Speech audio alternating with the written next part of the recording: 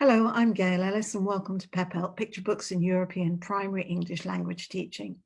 And our theme for February 2021 is Simply Silly, and our book of the month is Hello Hot Dog, words by Lily Murray and pictures by Jarvis, and published by Lincoln Children's Books in 2018.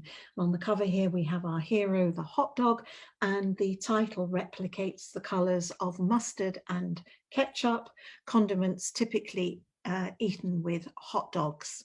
The theme Simply Silly is inspired by Nicholas Allen's the Queen's Knickers Award, which is an award to celebrate picture books that are written purely for enjoyment, and I quote, without any sense of plot, moral or purpose, which is perhaps a reaction to picture books of a more didactic nature. I speak about multiple literacies, and I would use Hello Hot Dog to develop literary literacy, as there are a number of features that I think are interesting for children to become aware of or to discover for themselves. It's a relatively simple story told mainly in the present tense, and it exists entirely of dialogue, which is in fact a conversation between a bee and a hot dog, and it lends itself really well to being acted out. So the first feature I would bring children's attention to is the use of speech bubbles. Hot dog speech is always presented in these black speech bubbles compared to the language of the bee, which isn't. It's not looking good, is it, hot dog? No, it's not. I think I'm about to be lunch. So this technique helps children differentiate between the characters, and also hot dog's intricate escape plan is presented here in a thought bubble. The next feature is to get children to think about how hot dog and bee are humanized. That is, they are given human characteristics. Now, this is a very common technique that is used in children's literature. Bee and hot dog speak English. Bee cares for hot dog. He looks out for him. He gives him advice. He gives him warnings. So how does this humanizing device or anthropomorphism help children empathize and sympathize with the characters?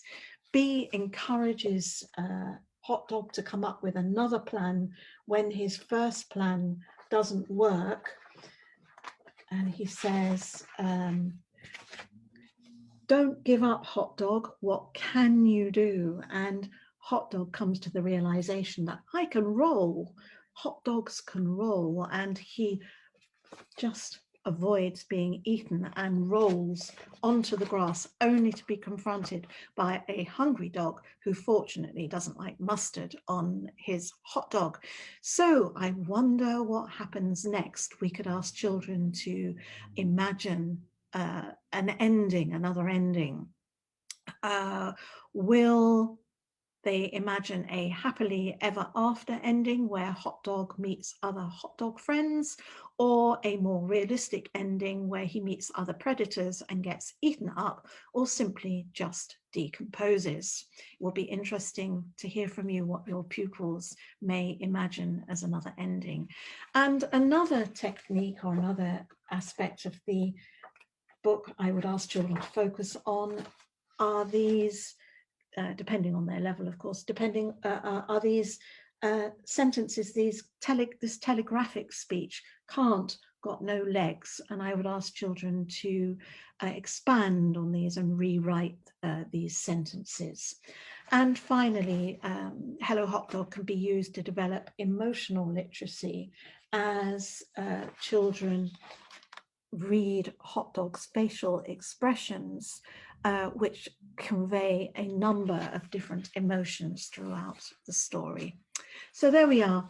Hello Hot Dog, a picture book to enjoy, and I look forward to hearing from Tasha and Annetta next, and stay safe and keep well. Bye-bye.